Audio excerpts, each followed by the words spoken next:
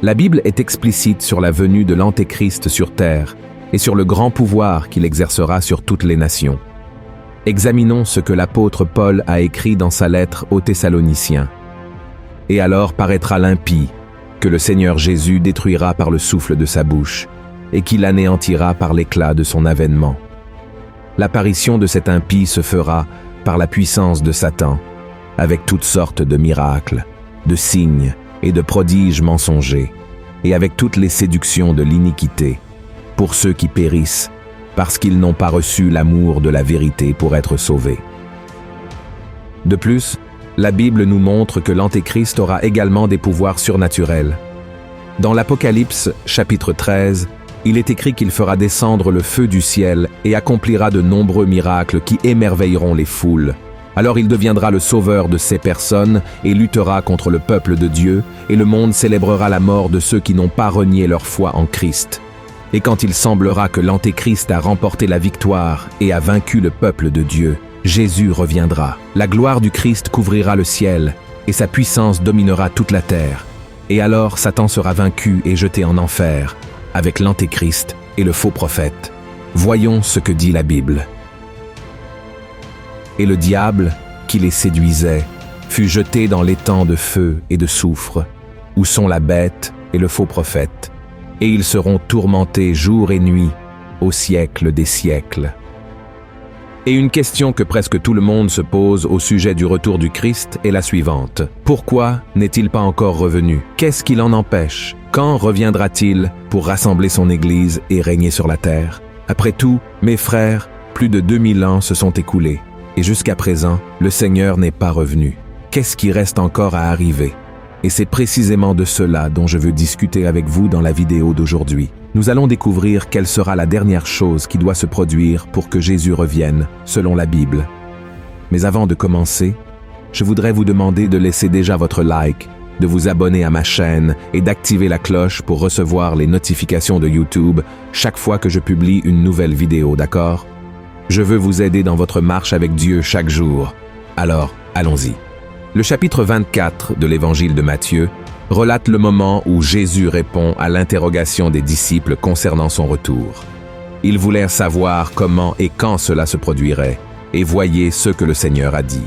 « Prenez garde que personne ne vous séduise, car plusieurs viendront sous mon nom disant « C'est moi qui suis le Christ ». Et ils séduiront beaucoup de gens. Vous entendrez parler de guerres et de bruits de guerre. Gardez-vous d'être troublés, car il faut que ces choses arrivent. Mais ce ne sera pas encore la fin. Une nation s'élèvera contre une nation, et un royaume contre un royaume. Et il y aura, en divers lieux, des famines et des tremblements de terre. Tout cela ne sera que le commencement des douleurs. Alors on vous livrera au tourment, et l'on vous fera mourir. Et vous serez haïs de toutes les nations, à cause de mon nom. Regardez cela, frères et sœurs. Jésus voulait bien expliquer aux disciples ce qui devait arriver dans le monde avant son retour. Et selon lui, la première chose qui devait arriver était les guerres, et les royaumes se levant les uns contre les autres, et les nations se levant les unes contre les autres. Si nous examinons bien l'histoire du monde, nous verrons que cela s'est déjà produit. Par exemple, vers le XIe siècle, des royaumes se sont levés les uns contre les autres pendant les croisades, des expéditions militaires organisées par les catholiques d'Europe occidentale, ayant initialement pour objectif de reconquérir des lieux saints pour les chrétiens, tels que le Saint-Sépulcre à Jérusalem. Cette région était un lieu de pèlerinage pour les catholiques, mais les croisades ont été compliquées après que les peuples islamiques ont conquis cette région.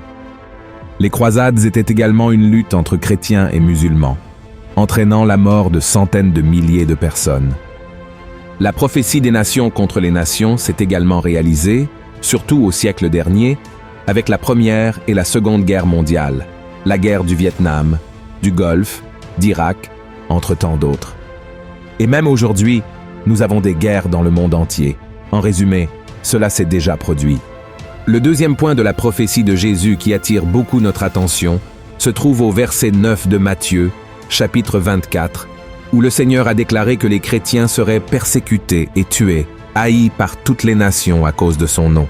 Et réfléchissez bien, frères et sœurs, cela s'est également réalisé. Cela s'est réalisé avec les disciples qui ont été tués à cause de Christ. Et cela se réalise aujourd'hui avec des croyants torturés et tués à cause de leur foi dans divers pays du monde. De plus, nous, chrétiens, avons été victimes de haine de ceux qui pensent différemment de nous.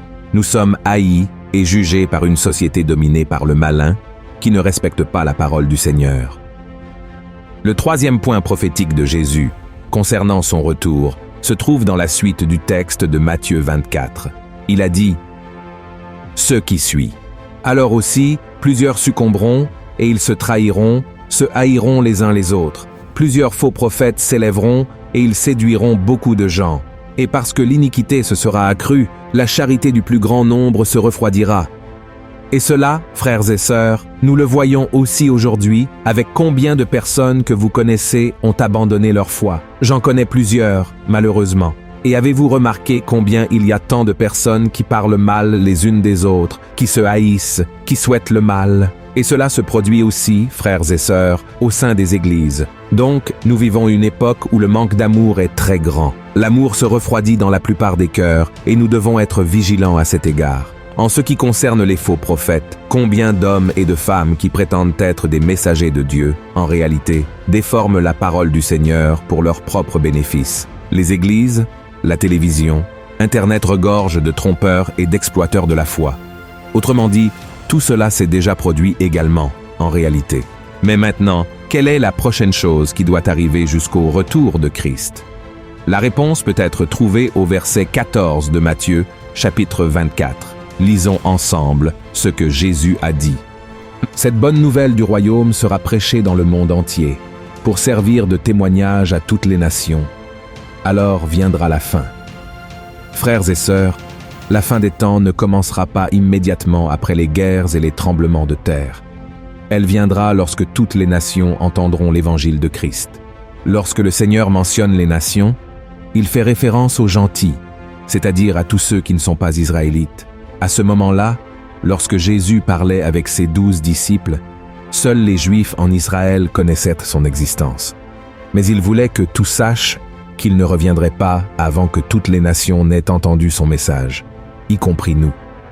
Et cette partie de la prophétie se réalise également. 2000 ans se sont écoulés, et qu'est-il arrivé? La Bible, qui est la parole de Dieu, est devenue le livre le plus lu au monde. Et l'histoire de Jésus et de ses apôtres continue à vivre jusqu'à aujourd'hui, de plus en plus connue de personnes du monde entier, y compris dans les nations où le christianisme est condamné. De nos jours, pratiquement toutes les nations savent qui est Jésus, même si elles ne veulent pas le reconnaître comme le Fils de Dieu. Et cela se produit, mes frères, grâce à Internet et aux réseaux sociaux. Il suffit d'un ordinateur ou d'un téléphone connecté à Internet pour que le message de Dieu parvienne à quelqu'un de l'autre côté du monde. Et c'est merveilleux, car de plus en plus de personnes reconnaissent Jésus comme le Seigneur de leur vie.